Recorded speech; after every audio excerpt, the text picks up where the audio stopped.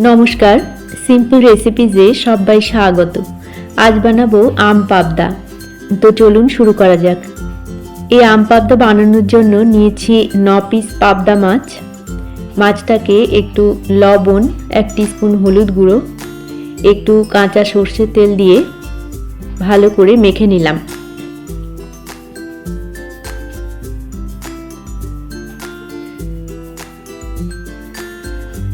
মাখা হয়ে গেলে ঢাকা দিয়ে 10 মিনিট রেস্টে রেখে দেব।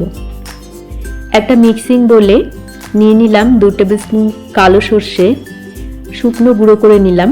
হয়ে গেলে 2টো কাঁচা লঙ্কা, অল্প লবণ, অল্প জলে একটা মিহি পেস্ট বানিয়ে নিলাম। গ্যাসে কড়াইতে কিছুটা সর্ষের তেল গরম করে নিয়ে এর মধ্যে মাছটাকে দিয়ে দিলাম। মাছটাকে ভেজে নেব। এক পিঠ ভাজা হলে উল্টে দিয়ে অন্য পিঠ ভেজে নেব।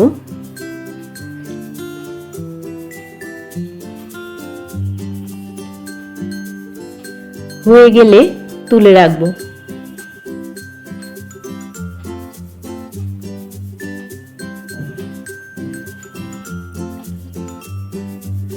একইভাবে বাকি মাছগুলোকেও আমি ভেজে তুলে নিলাম।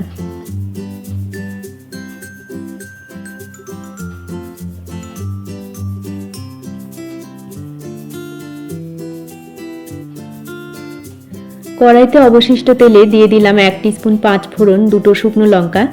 ফোড়নের মশলাটাকে কয়েক সেকেন্ড ভেজে নেব।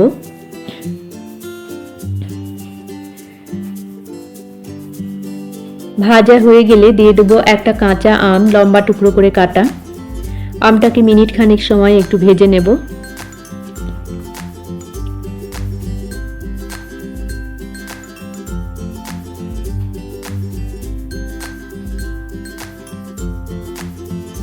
ভাজা হয়ে গেলে দিয়ে দেব এর মধ্যে স্বাদ মতো লবণ, 1/2 টিস্পুন হলুদ গুঁড়ো, 1 টিস্পুন লাল লঙ্কার গুঁড়ো, 1 টেবিল স্পুন চিনি।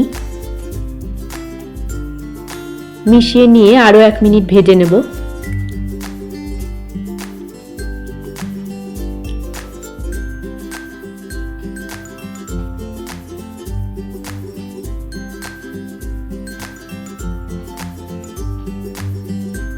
ভাজা হয়ে গেলে দিয়ে দেব 2 কাপ গরম জল।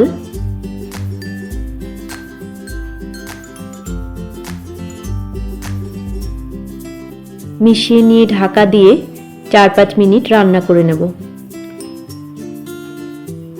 4-5 মিনিট পর ঢাকাটা খুললাম।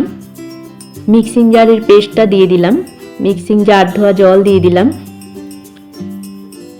ফুটে উঠলে ভেজে রাখা মাছটাকে দিয়ে দেব।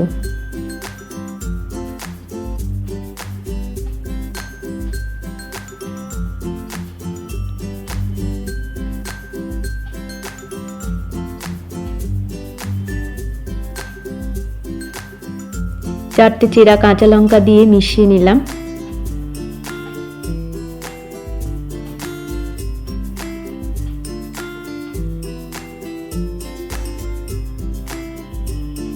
ঢাকা দিয়ে আরো 5 মিনিট রান্না করে নেব।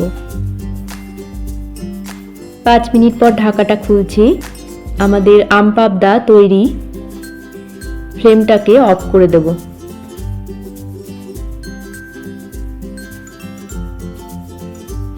সার্ভ করব গরম ভাতের সাথে।